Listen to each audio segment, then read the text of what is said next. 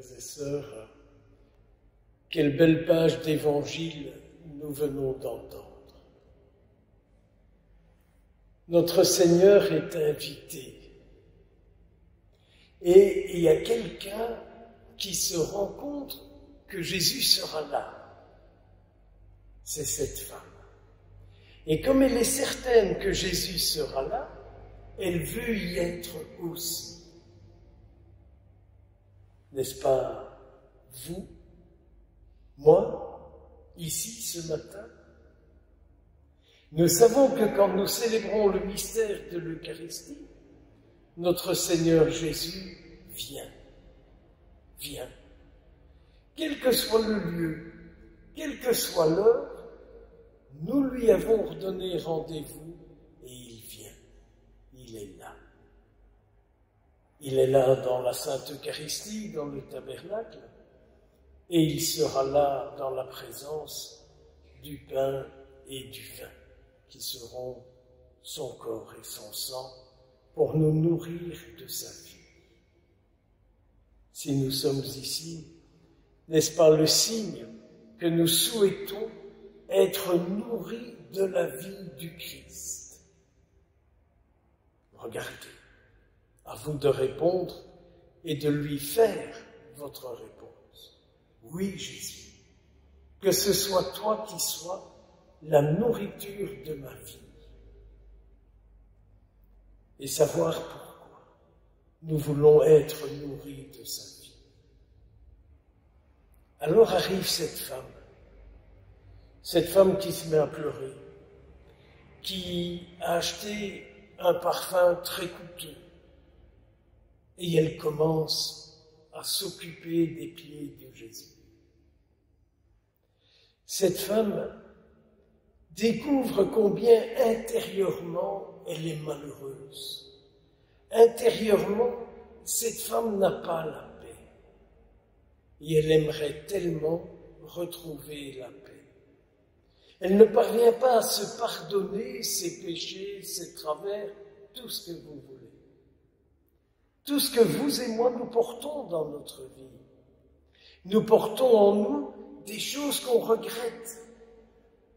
Que de fois on se dit, si j'avais su, je n'aurais pas dit, je n'aurais pas fait, et ainsi de suite. Et tant qu'on n'a pas rencontré le Christ, la paix intérieure, on ne l'a pas. Je vous souhaite vraiment, par la célébration de cette Eucharistie, par cette présence, par ce temps d'adoration qui suivra, retrouver en vous la paix du Christ. Et elle cherche cette femme, quel geste elle va poser pour que Jésus la remplisse de sa paix.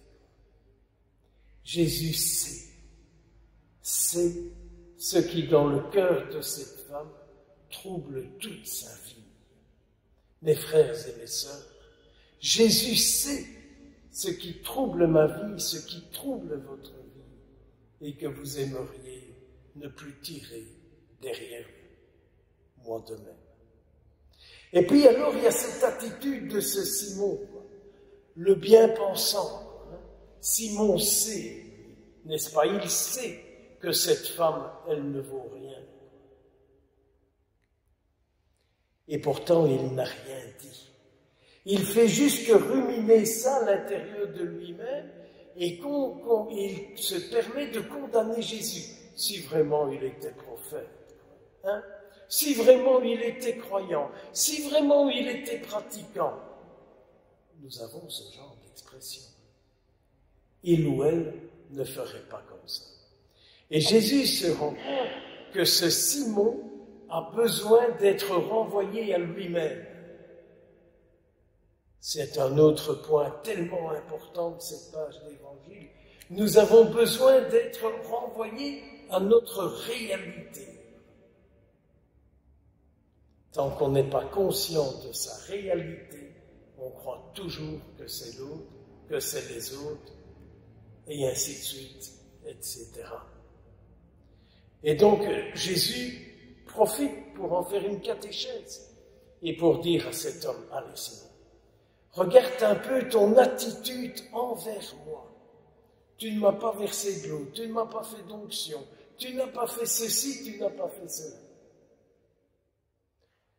Je me disais ce matin, dans ma pauvre prière, et moi Jésus aujourd'hui, qu'est-ce que je ne t'ai pas fait que tu aurais aimé que je te fasse?